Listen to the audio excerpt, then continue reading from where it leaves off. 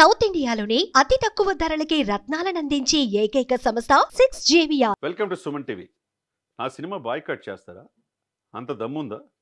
చేస్తే చేసుకోండి. ఇదేమైనా క్విట్ ఇండియా ఉద్యమం అనుకుంటున్నారా?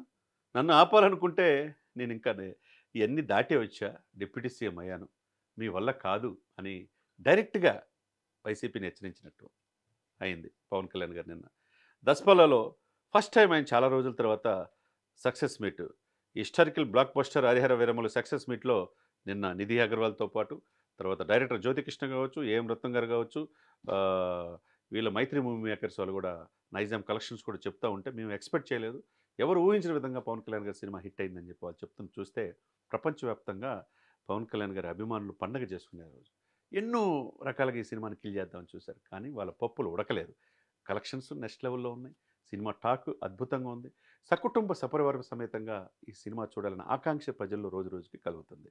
నిన్న పవన్ కళ్యాణ్ గారు చాలా మెచ్యూర్డ్గా, ఎప్పుడు లేని విధంగా నేను ఎన్నో దాటి వచ్చాను, మనం చూడండి, ఎవరో భయపడితే భయపడటానికి మేమేం కాదు, చెడుని చూపిస్తాం, మంచి చూపిస్తాం. ఆ రోజు మొగల్లో మంచి ఏంటి, మన పన్ను మీద మనం హిందువులుగా జీవించాలని జిజే పన్ను కట్టడం ఏంటి, ఆ రోజు ఎవరు చూపించలేదు, నేను చూపించాను, చాలా గర్వంగా ఫీల్ అవుతున్నా.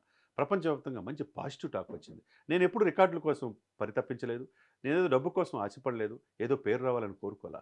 అది నాకు అన్నిటికంటే ముఖ్యం. నా అభిమానులే నాకు కొండంత ధైర్యం. నా అభిమానులు గుండెల్లో పెట్టుకుంటా. ఈరోజు ఈ స్థానానికి కారణం నా అభిమానులని అభిమానులు ప్రశంసించారు. అదే సమయంలో ఎవరైతే ఈ సోషల్ మీడియాలో దీన్ని నెగిటివ్గా ప్రచారం చేస్తారో తిప్పి కొట్టనని డైరెక్ట్గా చెప్పాడు.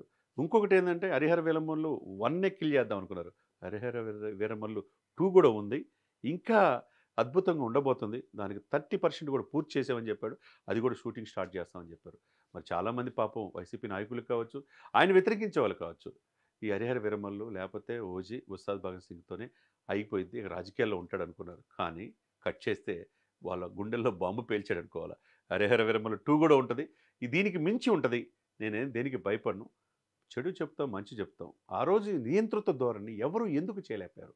ఆ రోజు అశోకుడు గొప్పతనాన్ని ఎందుకు చెప్పలేకపోయారు? ఆ రోజు కృష్ణదేవరాయలు ది గ్రేట్ అని ఎందుకు చెప్పలేకపోయారు? ఔరంగజేబే గ్రేటా? మన వాళ్ళు గేదా? వాళ్ళు 200 సంవత్సరాలు పరిపాలించారు.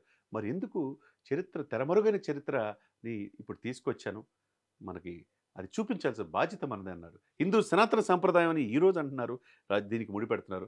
2019లోనే ఆ కథ సిద్ధం చేసినప్పుడే హిందూ సనాతన సంప్రదాయం గొప్పతనం ఏందో కూడా తెలుసుకున్నాను అంటున్నాడు.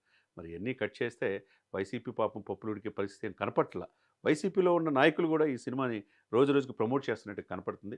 ఏదేమైనా కానీ నిన్న ఆయన మాట్లాడిన తీరు మొత్తం మీడియా సమక్షంలో, సోషల్ మీడియా కావచ్చు, ఫ్రంట్ లైన్ మీడియా కావచ్చు, వీడియో కెమెరామెన్స్ కావచ్చు, అందరిని కూడా ప్రశంసిస్తా.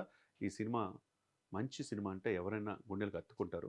ప్రపంచవ్యాప్తంగా తెలుగు, తమిళం, కన్నడం, మలయాళం, హిందీలో కూడా ఈ సినిమా రిలీజ్ అవ్వటం, ఆ సినిమాను విశేషంగా ఆదరించడం అంటే మన చరిత్రని, మన సంస్కృతిని, మన హైందవ సంస్కృతిని మనం కాపాడుకోవటమే అని చెప్పిన తీరు, కోహినూరుకు మించిన ఈ ఆలోచన అనేది వీరమల్లు పాత్రలో ఒదిగిన తీరు అనేది చాలా స్పష్టంగా ఆయన చెప్పాడు. బట్ ఎవరికి భయపడాల్సిన అవసరం లేదు, అవన్నీ దాటే వచ్చాం.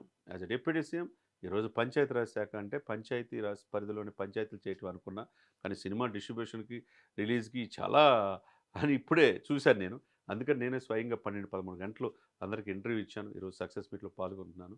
ఈ సక్సెస్ కారణమైన ప్రతి ఒక్కరికి పేరు పేరున ధన్యవాదాలు తెలియజేస్తున్నాను. అదేవిధంగా ఆయన ఫ్లైట్ కావచ్చు, అక్కడ క్యాబినెట్ మంత్రిమండలిలో సమావేశంలో ఉండి లేట్ అవ్వటం వల్ల గంటన్నర సమావేశానికి, మీడియా మీటింగ్కి లేట్ అయ్యేందుకు 3 సార్లు మళ్ళీ ప్రత్యేకంగా క్షమాపణ కోరాడు.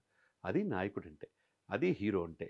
ఆయన నిజ జీవితంలో రియల్ హీరో కాదనేది ఆయన మాట్లాడిన బట్టి, ఆయన మాటలు, ఆయన మాట్లాడే తీరును బట్టి ఈ దేశం పట్ల, ఈ సంస్కృతి పట్ల, ఈ సాంప్రదాయం పట్ల తనకున్న గౌరవాన్ని పర్ఫెక్ట్గా ఆయన మాటలు చెప్పాడనే మనం అనుకోవాలి.